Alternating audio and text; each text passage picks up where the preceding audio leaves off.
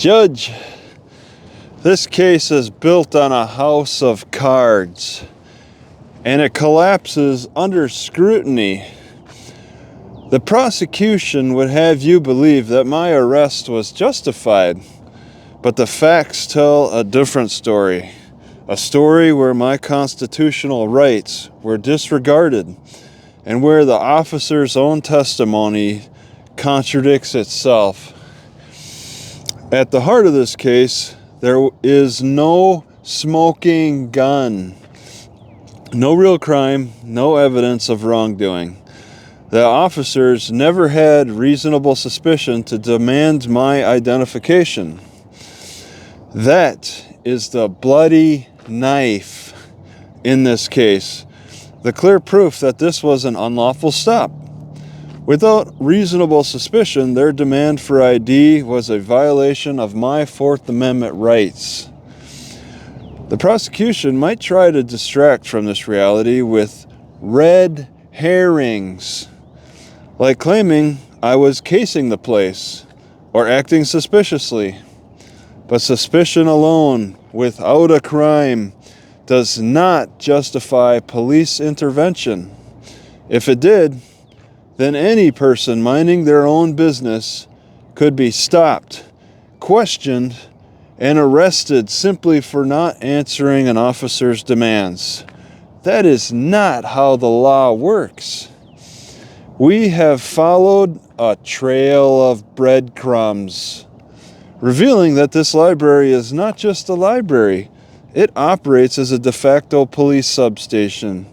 Officers don't just patrol it, they occupy it, use it for their own purposes, and interact with staff in ways that suggest a deeper relationship than the public is aware of.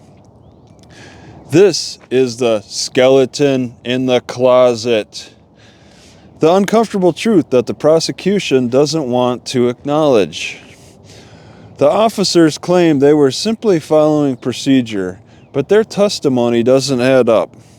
Their broken alibi is clear when their own statements contradict each other. If this were truly about enforcing the law, they would be consistent in their reasoning. Instead, we've seen a house of cards built on vague accusations and faulty reasoning. And let's not ignore the reality of this situation. The dice were loaded against me from the start. From the moment I was approached, it wasn't about enforcing the law. It was about exerting control. The officers knew they had no reasonable suspicion, yet they demanded ID anyway, expecting me to comply simply because they wore a badge. That is not how justice works. The law should not favor authority over rights. Yet here I am, fighting a charge that never should have existed in the first place. What does this mean for my case? It means that the writing is on the wall.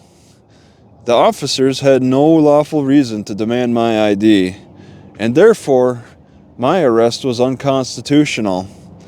The law does not allow police to demand identification unless they have reasonable suspicion of a crime.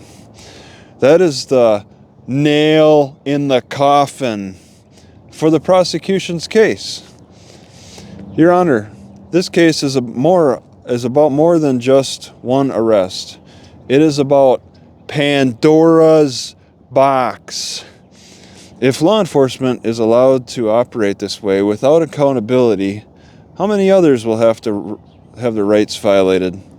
If a person sitting in a public library, minding their own business, can be arrested for failing to provide ID when no crime has been committed, then we have opened the door to unchecked police authority.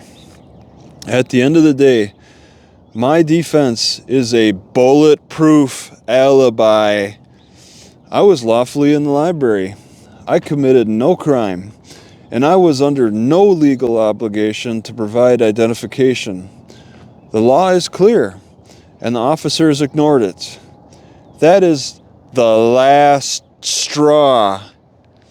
the fatal flaw in the prosecution's case. For these reasons, I ask that the court recognize what the evidence has shown. This was an unlawful arrest, and the charge should not stand. Thank you.